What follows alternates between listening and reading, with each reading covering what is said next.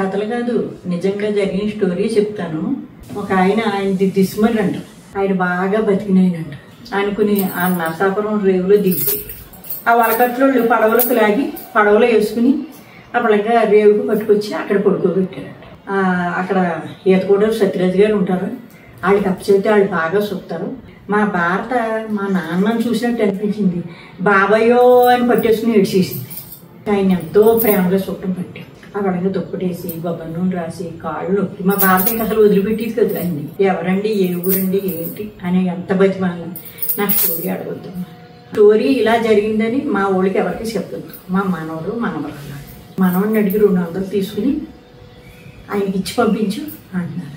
అయ్యో పెద్ద ఆయన చిక్క ఉండేవాడు, వెళ్ళిపోయారు అనుకునేవాడు. మళ్ళీ జీవితంలో ఈ 40 సంవత్సరాల నుంచి కనిపించలేదు. విఘ్నేష్ అవుతుందంటే ఆయన జ్ఞాపకం వచ్చారు. డూడీస్ యూట్యూబ్ ఛానల్ వాండరం 2.0కి మీ అందరికీ స్వాగతం, సుస్వాగతం. అమ్మమ్మ, చిన్నప్పుడు ఏమైనా కొత్త స్టోరీస్ చెప్పొచ్చు కదమ్మా, కథలు లాంటివి ఏమైనా? కథలు కాదు, నిజంగా జరిగిన స్టోరీ చెప్తాను. నైట్ ఎందుకు ఆలోచిస్తే గణేశుడు విఘ్నేష్ చదువుతుందంటే అప్పుడు జ్ఞాపకం వచ్చారంట. అది 40 సంవత్సరాల క్రితం గణేశుడు చరిత్ర, అదే విఘ్నేశుడు పూజ వచ్చింది. ఇంక ఎల్లుండి పూజ. నా తాతయ్య యథావిధిగా పాలొట్టుకుని నరసాపురం వెళ్ళిపోయేవారు. 2ంటికి లేచి పాలు పితుక్కుని ఆయన వెళ్ళిపోయి వచ్చేటప్పటికి అప్పుడంగా ఒక ఆయనది దిస్మర్ అంట. ఆయన బాగా బతికినాయనంట. ఆయన భార్యకి హరికథ కాలక్షేపానికే ఒక ఆయనకి ఎకరం పొలం రాశారంట. ఆయన రోజు ఆవిడికి పెరాల్సి వచ్చిందంట. మంచం మీద ఉండేవారంట. మంచి జలసాగా ఉండేవారంట. అది గుడవళ్ళంక నాన్నగారితో గుర్రపుసారి చేసేవారంట. ఆయన అప్పట్లోని బంగారపు గనుల్లో ఆయన స్నేహితుడితో ఈయన వెళ్ళి అక్కడే ఉండేవారంట. అప్పుడంగా అయ్యేటప్పటికి ఆస్తి అంతా కరిగిపోయింది. ఒక కొడుకు కూతురు వాళ్ళు ఉన్నారు. కూతురు కొడుకు అనమాట. కొడుకు కూతురు అల్లుడు ఇద్దరు కలిసి దిస్మర్లో ఆర్ఎంపీ డాక్టర్లు అంట. ఆస్తులు అయిపోయినాయి అంతా. వాళ్ళది అసలు అయితే యాండ్రంట. అయితే ఆయన ఏం చేశారు, ఇంకా లేనరకంలో బతకూడదు అని ఆ దిస్మర్ నుంచి భీమవరం ట్రైన్ ఎక్కేసి నరసాపురం దిగి నరసాపురాన్ని దిగ్గానే ఆయన గుర్తించి ఒకడు బాబు గారు బాగున్నారండి అయ్యారు అనేవాడికి, ఏరియా నా దగ్గర ఏమీ లేదు ఇవ్వటానికి, ఇదిగో వాచ్ అని ఇచ్చేశారు. అని అప్పుడంగా వాచి ఇచ్చేస్తే రాజుగారు మంచం మీద పడుకోండి, ఎక్కడికి వెళ్తారంటే నేను గోదావరి నరసాపురం రేవుకి వెళ్ళాలి, కొద్ది పని ఉందంటే ఇక్కడ మంతమంది చేస్తాను పడుకోండి రాజుగారు అంటారు. పొద్దున ఎదురు కానీ అతనైతే ఇక్కడ ఏం వెళ్తారు. అప్పుడంగా ఆయన అక్కడ పడుకున్నట్టు పడుకుని ఆడికి వాచి ఇచ్చేసారు కదా, పట్టలో బ్యాగ్ అక్కడ వదిలేసి అప్పుడంగా జాయిగాని ఎవరికి తెలియకుండా వలందరోళ్ళ రేవుకి నరసాపురం వలందరోళ్ళ రేవుకి వచ్చేసారండి. వచ్చేసి లేనరకంలో వీడికి భారం అవ్వకూడదు, నేను డబ్బంతా పాడు చేసేసాను, భార్యకేమో పెరాల్సి వచ్చి పోయింది. ఆవిడ ఇప్పుడు కూతురు దగ్గరని కూతురు అల్లుడి దగ్గర ఉండవలసి వచ్చింది.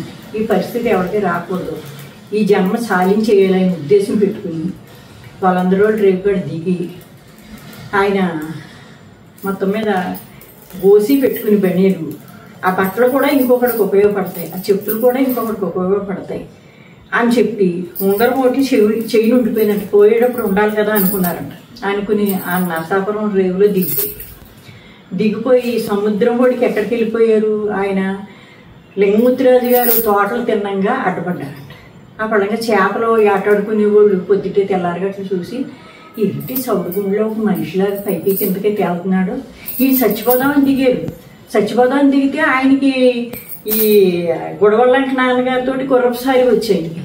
ఆ గుర్రపుసారి వస్తే ఆయన నీటిలో చచ్చిపోదామని ఉరికినప్పటికైనా ఆ ఈత వచ్చేసింది. ఆ ఈత వచ్చేసి 3 కిలోమీటర్లు 5 కిలోమీటర్లు ఉంటుంది వాళ్ళందరూ రేవు కాడి నుంచి నరసింహరాజు గారి గొప్పల తోట కాడికి 5 కిలోమీటర్లు ఉంటుంది. 5 కిలోమీటర్లు ఒళ్ళోంచి ఆయన పడతాలెత్తే అక్కడికి వచ్చేప్పటికి చచ్చిపోలేదు ఆయన. ఎందుకని ఆ వలకట్లో పడవలకు లాగి పడవలో వేసుకుని అప్పటిగా రేవుకు పట్టుకొచ్చి అక్కడ పడుకోబెట్టారంట. ఒంటి మీద గోసి కూడా ఉడిపోయింది, నగ్నంగా ఉన్నారంట. ఎవరో బతుకు చెడ్డ అయినా చేతిలో ఉంగరం ఉంది, పెద్ద ఆయన ఎవరుని అని చెప్పి అనుకుని వాళ్ళు పరుగులను వచ్చి కొడూరు రామన్నయ్య దింపు తీస్తున్నారంట. బాలపల్లయ్య గారు సత్యం వాళ్ళని అక్కడికి వచ్చి ఆవిడ ఎవరో పెద్ద ఆయనండి గోదాట్లో పడిపోయారు, మాకు వడకట్లు మేము తీసుకుంటా ఉంటే అక్కడ తగిలేరు, తీసుకొచ్చి పైన పెట్టానండి అని చెప్పాను. ఈయన అన్నారంట, శుభ్రంగా తాగేసి ఉంటాడు, అందులో పడి ఉంటాడు, గెంటిపోయేవా అన్నాడంట. రామన్నకి పద్ధతి అటువంటిది. అప్పుడంగా అనేవాడికి ఈ పుల్లయ్య గారు సత్వం ఏం చేశాడంట, అలా కాదని చెప్పి అది తీసి వాళ్ళని కేకేసి అక్కడ 2 అడుగులు బండి ఉంటే ఆ బండి మీద కూర్చోబెట్టాడంట. ఆడు తలపాక ఇస్తే నేను పెట్టుకొని అన్నారంట, అదే తలపాక పెట్టుకున్నారంట. ఎంతట్లో ఈయన్ని ఎక్కడికి పంపించాలి అని అనుకున్నాడంట. అనుకునేవాడికి వాళ్ళ తమ్ముడికి కేకేసి అన్నాడంట, ఈరా కిట్టయ్య అక్కడ ఈతకూడదు సత్యరాజు గారు ఉంటారు, వాళ్ళకి అప్పచెప్తే వాళ్ళు బాగా చూస్తారు, వాళ్ళకి అప్పచెప్పు అన్నాడండి. కొడుకులు రామగారు తిడతారు, ఈయన గింపులు లేకపోతుంది అని చెప్పి బండిలో కూర్చోబెట్టి తాతయ్య పాలు ఇచ్చేసి వచ్చి గబగబా టీ తాగేసి మేము వండింది ఆ ఉప్మా తినేసి గబగబా ఇంక పరిగే కదా, గేదెలు గడ్డి కోసుకోవాలి అక్కడ దింపు తీస్తున్నారని చెప్పి పరిగెత్తుకుని వెళ్ళిపోతూ ఉంటే ఈ పల్లపుల్లయ్య గారు కిట్టయ్య ఏమంటే సత్యంబాబు గారు ఇలాగ ఒక ఆయన కొట్టుకొచ్చారండి, మా అన్నయ్య మీకు అప్పచెప్పమన్నాడు, బండిలో కూర్చోబెట్టానండి, ఒంటి మీద బట్ట కూడా లేదండి, ఎవరో జమీందారులాగా ఉన్నారండి అని చెప్పేవాడికి ఈయన పరిగెత్తుకెళ్ళి నెత్తి మీద ఉన్న తుండిచ్చి, ఆడేమో ఎడపిల్లోడు నిక్కరోని సొక్కే ఉందడికి గోసి పెట్టుకోమంటేనే ఇలా మూసుకు కూర్చున్నారంట వివేకానందలాగా, అదే వేమన్నలాగా. అప్పుడు ఈయన ఇచ్చి మామయ్య అంటే ఇలా కళ్ళిప్పి చూశారంట. ఎవరండి మీరంటే నా స్టోరీ అడగొద్దన్నారు. అడగొద్దంటే తాతయ్యకి ఏమో దింపోళ్ళు వచ్చేసారు, జానవరం వస్తారు. ఈయన ఏం చేశారు, మీరు జాయిగా నడవగలిదిరా మామయ్య అంటే నడవగలిదిని అన్నారంట. చూసా ప్రాణం మీద తీపి చచ్చిపోదామన్న మన ఇష్టం ఏమి ఉండదు. అప్పుడంగా ఆయన ఏం చేశారు, అతను కూడా నడిచి వచ్చారు. మేము రేపు విఘ్నేశ్వర చవితి సామాన్లన్నీ తోముకుని ఇళ్ళు అలుక్కుని ముగ్గులు పెట్టుకుని మామిడాకులు పెట్టుకుని ఈ అడవిలో ఉన్నాం మేము. పాలవీలు రేపనగా కట్టుకునే వాళ్ళం కదా, పాలవీలు కడుక్కుని పసుపు అవి రాసుకుంటున్నాం. ఏమంటే అప్పయ్య గారు బాబాయ్ గారు ఈయన్ని మీ ఇంట్లో పెట్టమన్నారండి, ఈయన ఎవరో ఇంట్లో పెట్టమంటానికి అని అనుకున్నాం. సరే అని చెప్పి చూసాడు గోసితోటి ఉన్నారు. అయ్య బాబాయ్ అప్పుడు వాడు షార్ట్ క్యాకేజ్ అన్నట్టు ఎవరండి నదులు కొట్టుకొచ్చారండి, ఎవరో పెద్ద అయినా అందుకుని రాముగారు ఇలాగే అన్నారండి, మా అన్నయ్య ఏమో మీకు అప్పచెప్పమన్నాడండి, సత్యరాజ్ బాబు గారు ఏమో మీకు అప్పచెప్పమన్నారండి, మీ ఇంటికి తీసుకొచ్చారండి, ఇదేంటి బాబు నేను వెళ్ళిపోతున్నాను మా అన్నయ్య తిడతాడండి. వెళ్ళిపోయేటప్పటికి మా భారత మా నాన్నని చూసినట్టు అనిపించింది. బాబాయ్యో అని పట్టేసుకుని ఏడ్చేసింది. అమ్మ ఆగమ్మా అన్నారు. అంతట్లో మా అత్తగారు వచ్చారు. అచ్చు బంగారం అన్నయ్యలాగే ఉన్నారు, ఎవరండి అన్నయ్య మీరు, ఎవరండి అన్నయ్య అని మా అత్తగారు అడిగారు. మా మామగారు పాలిచ్చి వచ్చారు. ఎవరో అని చెప్పి అచ్చు బంగారం అన్నయ్యలా ఉన్నారు, మా నాన్నగారు అంటే అంత గౌరవం అప్పుడు అని. అప్పుడు ఏం చేశారంటే మా అత్తగారు గౌరవం వెళ్ళిపోయి మా మామగారు పంచోటి సొక్కా ఒకటి తుండోటి ఇస్త్రీ పట్టుకొచ్చి ఇచ్చారు. మా మామగారు సన్నగా ఉండిపోయిన సొక్కా పట్టింది కదండి, అప్పటికి ఈ పంచి కట్టుకుని తుండు బుధాన్ని వేసుకున్నారు. మా భారత గబగబా గొబ్బను నట్టుకొచ్చేసి బాబయ్య అని కాళ్ళకి రాసేసి అప్పుడంగా వెళ్ళేటికి మా కళ్యాణి కుమారి కవిత వీళ్ళందరూ తాతయ్య అని పిల్లలంతా చేరిపోయారు. మొత్తం 10 మంది పిల్లలు ఆయన చుట్టూ. ఆయనకి పాపం నదిలో కొట్టుకుపోయినందుకు మోసన్స్ పట్టుకున్నాయి. అప్పుడంగా పాప టాయిలెట్కి వెళ్ళాలి అన్నారు. ఆ పదం ఏంటో మనకు అర్థం అవ్వదు. అంటే ఏంటంటే టాయిలెట్ సామానం అనుకుంటున్నాం మేము. కాదమ్మా టాయిలెట్కి వెళ్ళాలని అప్పుడు 2 ఏళ్ళు చూపించితే ఇప్పుడు జాయిగా చెయ్యట్టుకుని ఆ ఎదురుగుండా కొబ్బరి చెట్టు పక్కన కూర్చోబెట్టి వాళ్ళకి కడుక్కోమని నీళ్ళు ఇచ్చేవాడికి అలాగా 2-3 రోజులు ఉన్నారు.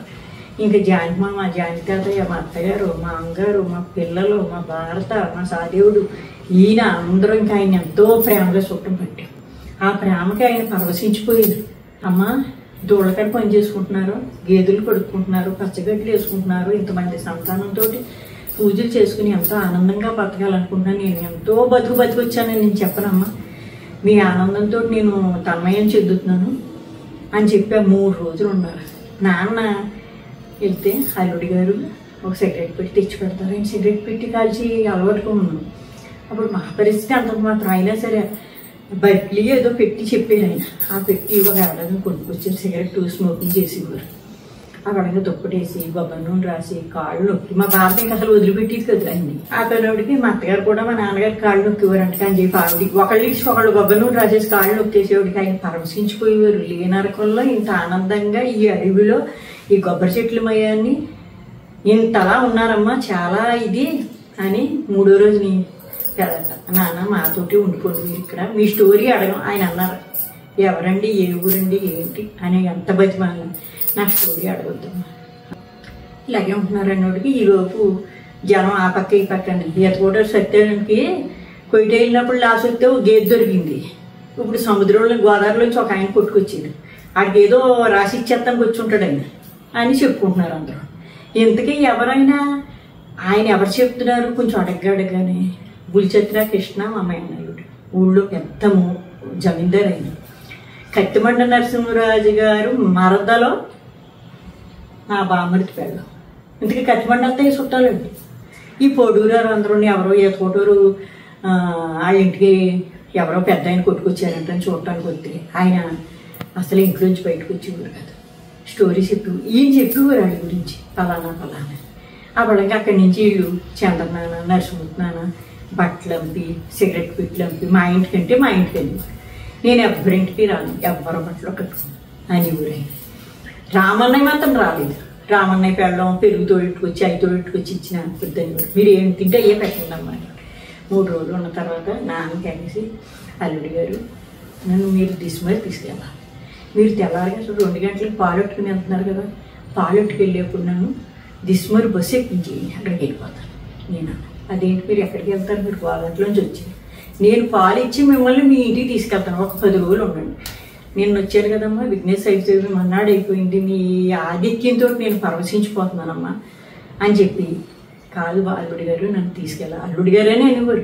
తీసుకెళ్ళాలంటే అప్పుడు నాన్న ఏం చేశారు, పాలు ఇచ్చేసి తాతయ్య పాలు ఇచ్చేసి ఆయన్నేమో దిస్మర్ బస్సు ఎక్కించి దిస్మర్ తీసుకెళ్ళారు. బస్సు దిస్మర్ వెళ్ళి సిటీ బస్సు అనమాట, వెనక్కి తిరిగి రావాలి. అప్పుడు ఈ స్టోరీ ఇలా జరిగిందని మా ఊళ్ళకి ఎవరికి చెప్పొద్దు, మా మనవడు మనవరాలు వాళ్ళకి మీరు చెప్పొద్దు అన్నారు. ఆయన ఎప్పటికి ఈయన తీసుకెళ్ళి అక్కడ అప్పు చెప్పేసి అప్పుడంగా అల్లుడి గారు కనబడించండి అన్నారు మనవరాలు మనవాడిని. అప్పుడంగా వాళ్ళు అన్నం పెడతామంటే నానేమో నేను అర్జెంట్గా వెళ్ళిపోవాలంటే ఎక్కడ తినరు కదా, పొద్దున్నే సద్యానం తినేసి వచ్చి అబద్ధం అడిగారు, అత్తోటి కాడ కూడా అలాగే అబద్ధం అడిగారు. అప్పుడంగా నేను వెళ్ళిపోతానండి అని చెప్పాను. ఏమిటికి ఈ తాతయ్య ఆయన మనవాడిని అడిగి 200 తీసుకుని ఆయనకి ఇచ్చి పంపించు అంటున్నారు.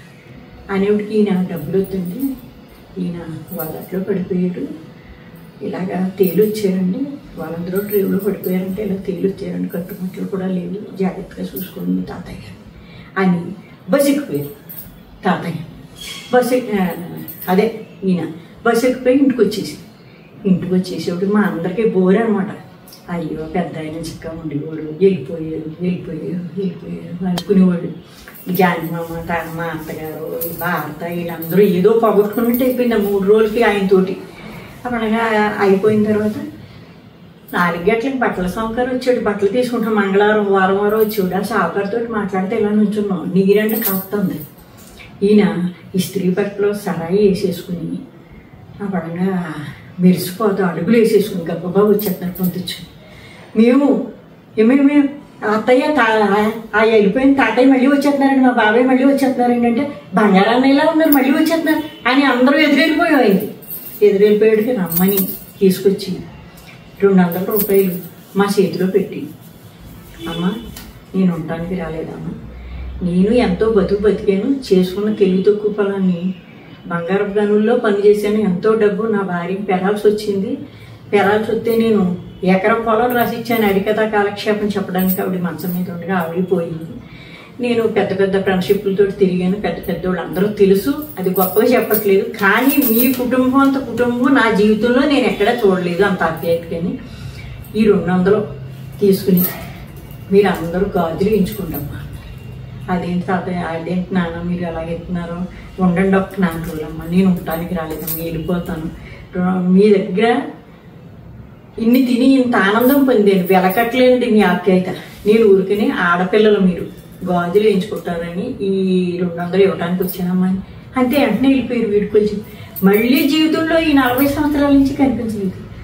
రాత్రి పడుకున్న తర్వాత ఆయన జ్ఞాపకం వచ్చారు, విఘ్నేష్ అవుతుందంటే ఆయన జ్ఞాపకం వచ్చారు.